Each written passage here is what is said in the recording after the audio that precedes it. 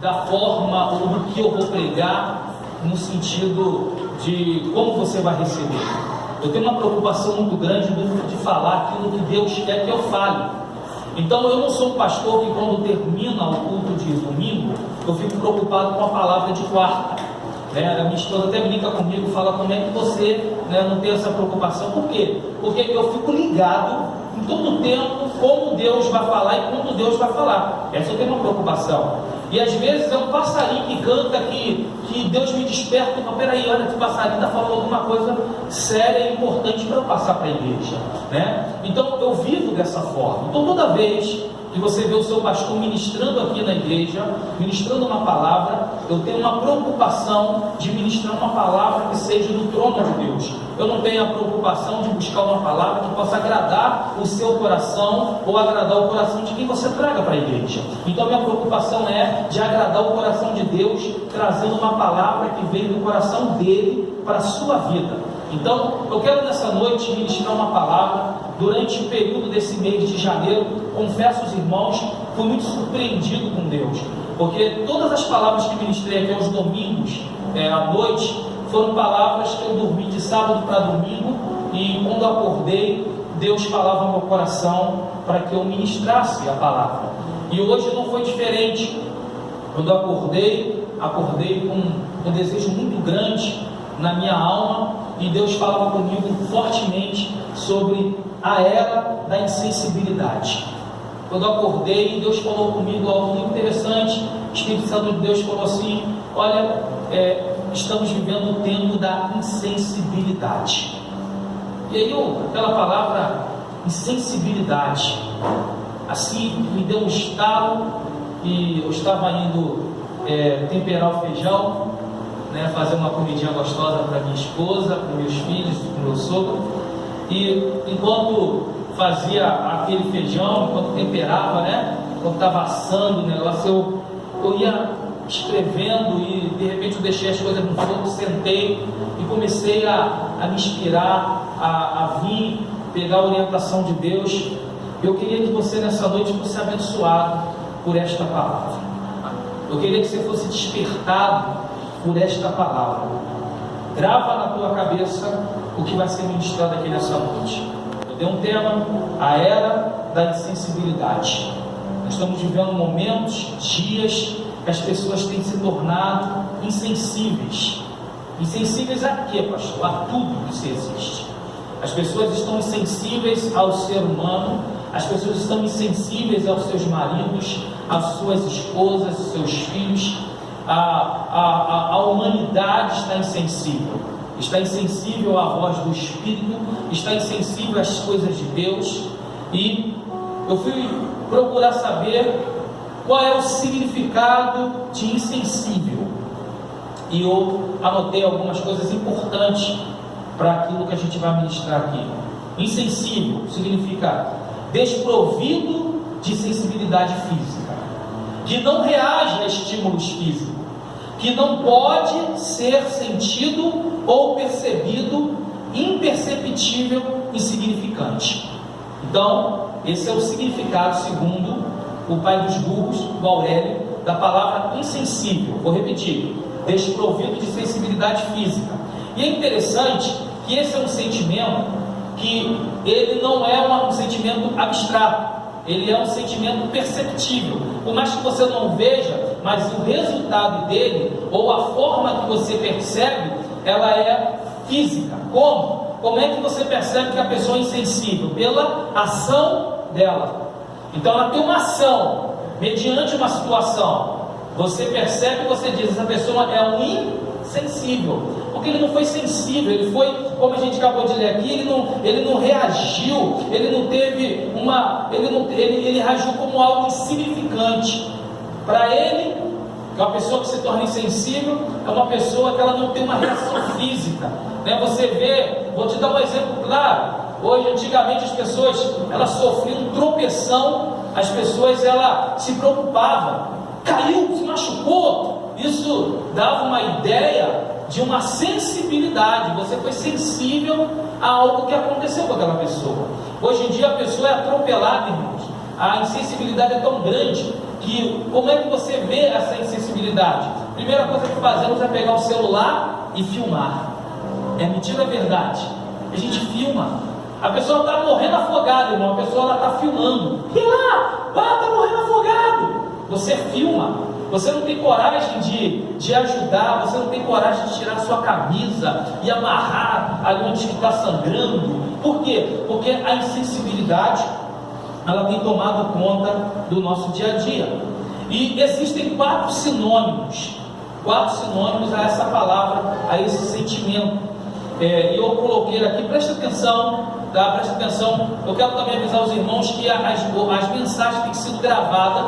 Se você quiser depois adquirir essa mensagem, o Reginaldo, ele está pegando as mensagens, está fazendo uma edição, né, o Reginaldo? Ele está editando as mensagens. Então, se você quiser depois, você pode pedir e ele vai estar te passando, porque ele também ele criou um canal no YouTube, e esse canal vai ser disponível para todas as mensagens que são ministradas aqui na igreja, tá bom? Então depois você pode pedir.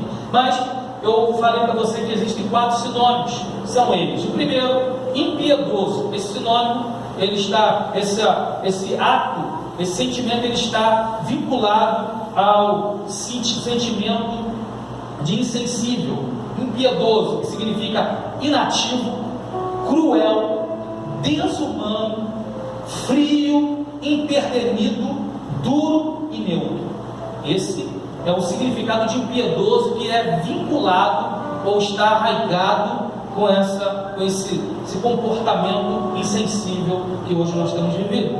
O segundo, indiferente. O que significa ser indiferente? Inerte, inanimado, desinteressado, apático, desanimado.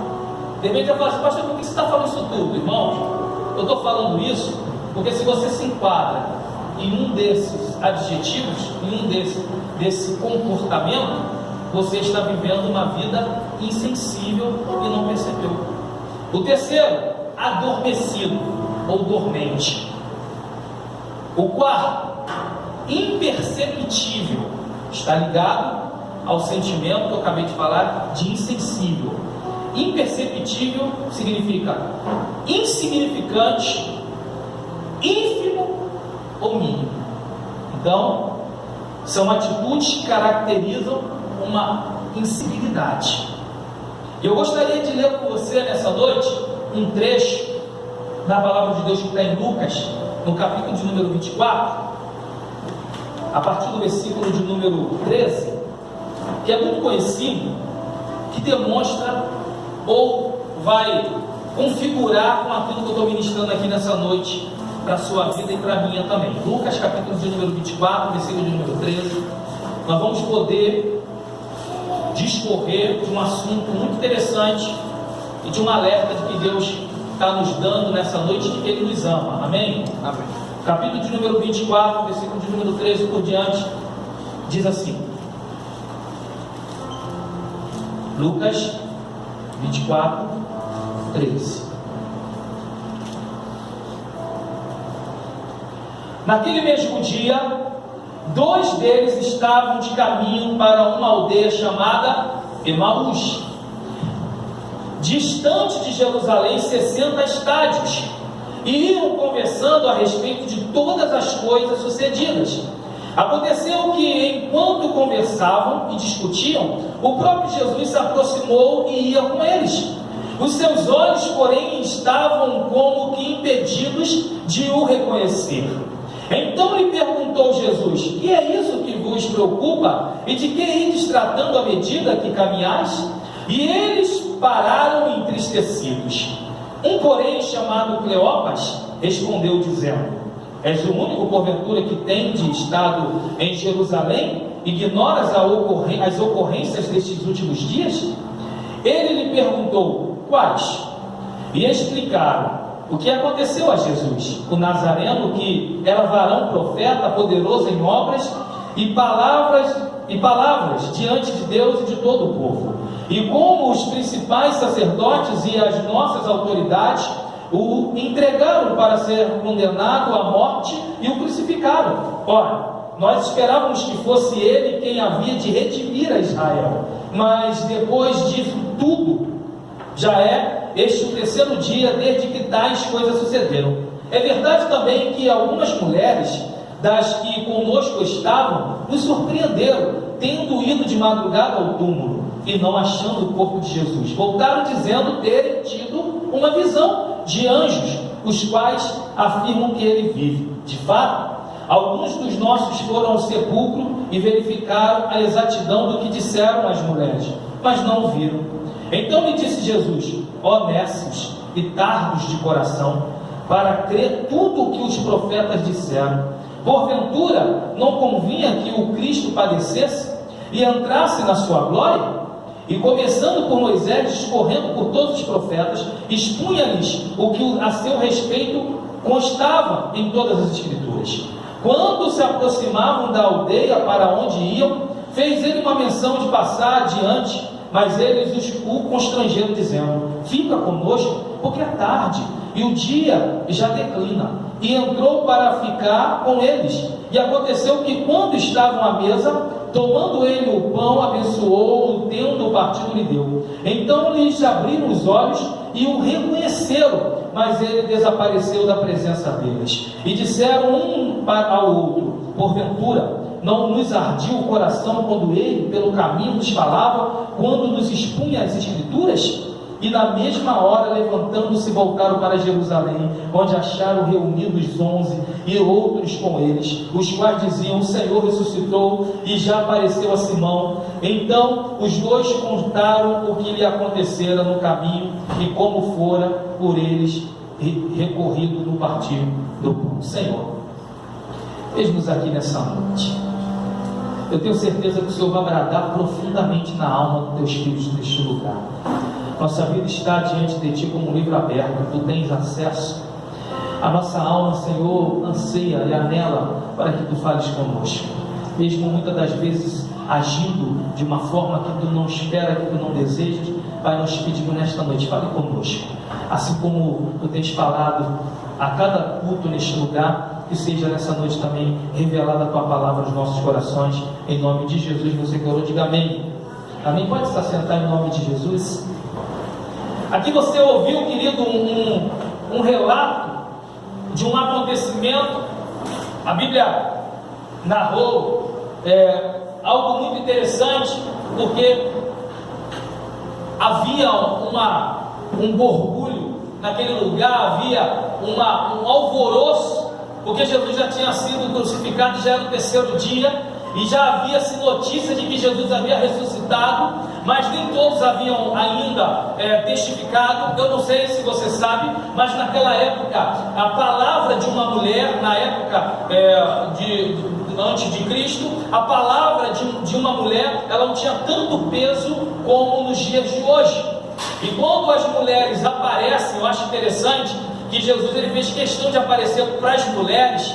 Alguns dizem que é porque a notícia chegaria mais rápido, mas eu acho interessante que é muito mais além do que isso. É porque, na verdade, as mulheres, eu não sei se você sabe, as mulheres, o depoimento ou o testemunho de uma mulher só tinha peso e significado se tivesse um homem para confirmar aquilo que se estava falando.